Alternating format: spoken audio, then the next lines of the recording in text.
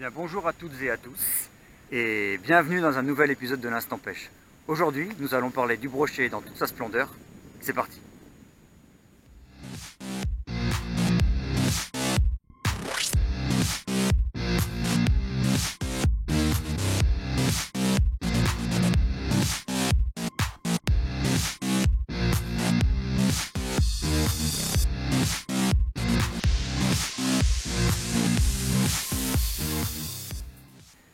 Et bien voilà, nous sommes à nouveau au bord de l'eau, sur ce joli plan d'eau des Accruaux à Beaugency. Et aujourd'hui, nous serons trois pour filmer cette émission. Je suis avec Benjamin. Bonjour Benjamin. Bonjour Mathieu. Benjamin va être là pour m'aider à la technique des caméras, mais aussi pour pêcher bien sûr. Et le troisième, ce sera mon fauteuil, qui est là malheureusement depuis un an, pour me seconder quand malheureusement ça ne va plus.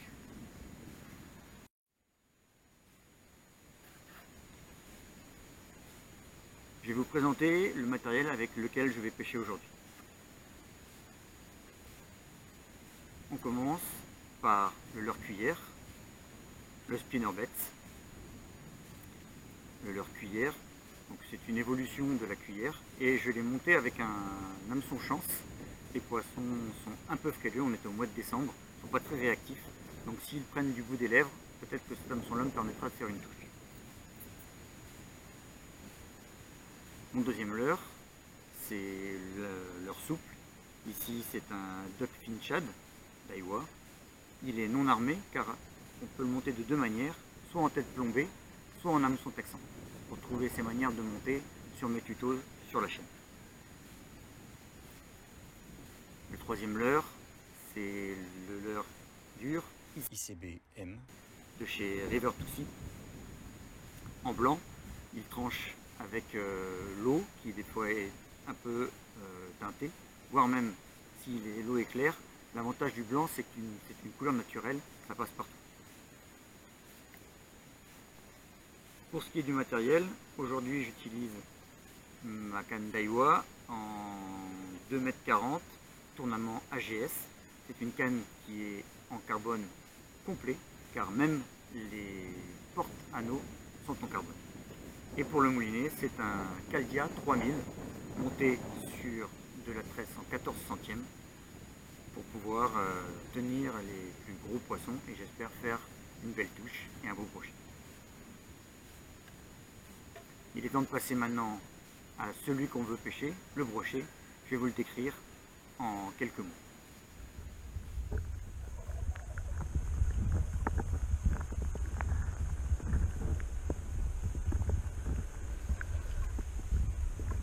Le brochet, ou grand brochet, Exos lucius en latin, est un de nos prédateurs des eaux européennes. Dès sa naissance, il est formé pour être ce prédateur. La nature l'a doté d'un museau pointu, d'un corps allongé, d'une robe qui lui permet de se camoufler dans son environnement. Il chasse principalement à vue, mais tous ses sens sont extrêmement développés. Une fois sa proie attrapée, elle n'a aucune chance de s'en sortir quand les quelques 500 dents s'abattent sur elle. C'est un chasseur habituellement sédentaire et solitaire, mais il vit parfois, temporairement, en groupe de 2 ou 3, surtout s'il s'agit de jeunes. Il vit plus de 20 ans. Il affectionne les zones encombrées, telles les souches immergées, les talles de nénuphars, tout ce qui lui confère un camouflage. Ces zones lui permettent de chasser en embuscade et d'attendre tranquillement qu'une proie passe à sa portée. Car son corps n'est pas fait pour les longues poursuites, mais bien pour les accélérations brusques.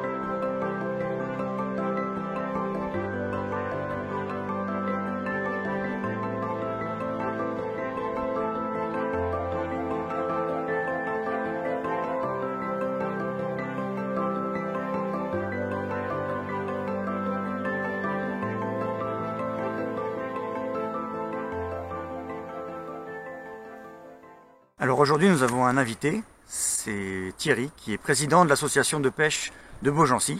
Bonjour Thierry. Bonjour Mathieu. Alors, j'ai appris que récemment, vous aviez fait un déversement de poissons, en particulier du brochet, sur vos plans d'eau. Qu'est-ce que vous pouvez nous en dire? Oui, exact. Donc on vient de faire un déversement de brochet maillé sur ce plan d'eau et quelques autres poissons sur la deuxième petite balassière qui sont un petit peu plus haut. Brochet et quelques perches, suite à la demande de certains de nos pêcheurs. Ceci, c'est de la pêche, on va dire, je mets des guillemets à mes propos, mais de la pêche des kermesses, hein, en sachant que cet endroit bénéficie d'une frayère fonctionnelle, c'est-à-dire qu'il y a un bon taux de reproduction, on a de bons résultats sur cette frayère, en termes de carnassiers, mais aussi en termes de poissons blancs, et il bénéficie de ce qu'on appelle une gestion patrimoniale. Donc ce déversement est anecdotique. Beaugency déverse très peu de poissons. Nous sommes plus axés sur des gestions dites patrimoniales, c'est-à-dire pour avoir du poisson naturel, qui va de se défendre normal, et qui aura, je dirais, qui va répondre à une demande de pêcheurs un peu qui ont une certaine éthique, de certains puristes en fait, de la pêche. Il n'y a pas besoin de la main de l'homme. Il n'a pas besoin, voilà, on n'a pas besoin de déverser, de faire du surdensitaire pour pouvoir prendre du poisson. On utilise la nature, c'est un peu le rôle aussi. Et c'est aussi le rôle, vous, en tant que président d'une association de pêche, APPMA, protection du milieu aquatique, vous avez une gestion piscicole. Est-ce que vous pouvez rapidement nous présenter un peu une association de pêche, son rôle? Oui. Alors, les grandes lignes d'une association, c'est AAPP. Pêche, la pratique de la pêche, protection, un deuxième P, j'en rajouterai un troisième, promotion de la pêche aussi. La promotion de la pêche, ça c'est un travail de tous les jours. Faire savoir ce que l'on fait. La pêche, ce n'est pas que de mettre un asticot ou de lancer une cuillère et de ramener. C'est un travail de tous les jours, c'est l'entretien des bords. Ça fait partie des statuts d'une association de pêche. D'entretenir ces baux de pêche, ces lieux de pêche. Ça fait partie de ça. Ça peut être, donc l'entretien des baux de pêche, c'est du nettoyage, hein, c'est du faucardage, c'est enlever des ronces, c'est d'aménager les frayères comme ici. Mais c'est aussi, dans le cadre de déversement ou d'alvinage, un déversement de poissons maillés pour qu'ils soient pris, on va envie de dire, et de l'alvinage. L'alvinage, ce sont des petits poissons qui sont là pour venir en renfort, en soutien. On participe aussi dans ce cadre sur un alvinage en Loire. Parallèlement au déversement, nous avons fait un alvinage de petits brochets sur la Loire pour soutenir la population déjà bien présente. Il faut le savoir, vous n'êtes pas sans le savoir, que les brochets sont quand même bien revenus en Loire, bien revenus. À l'instar des aspes et autres silures, le brochet aujourd'hui est bien présent en Loire. Eh ben, merci Thierry.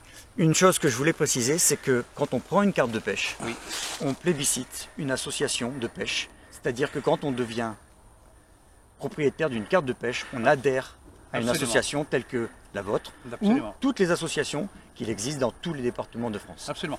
Et prendre une carte de pêche, c'est être acteur de son association. Du monde de la pêche. On est bien d'accord. Merci beaucoup. Et il faut savoir, je conclurai là-dessus si vous me le permettez, que les associations, c'est l'âme des pays, des villages. Plus d'associations, plus de vie dans nos villages. Exactement. Merci beaucoup. Merci.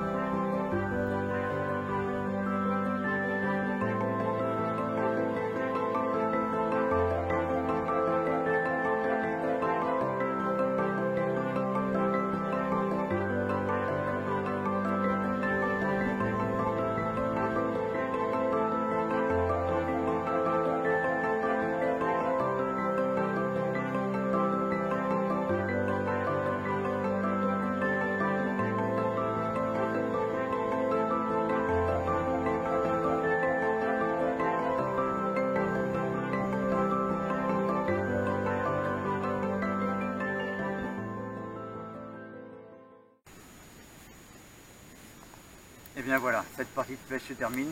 Merci à tous de m'avoir suivi. Merci Benjamin. Merci Mathieu. C'est à ce moment-là que je dois vous dire de vous abonner. Non pas seulement pour vous abonner à une chaîne, mais aussi pour me soutenir. Je vous souhaite à tous une très bonne année 2022. Il ne me reste plus qu'à vous dire au revoir, à bientôt et bien sûr, gardez-la. Merci pour votre fidélité et je vous laisse pour finir avec ces quelques images.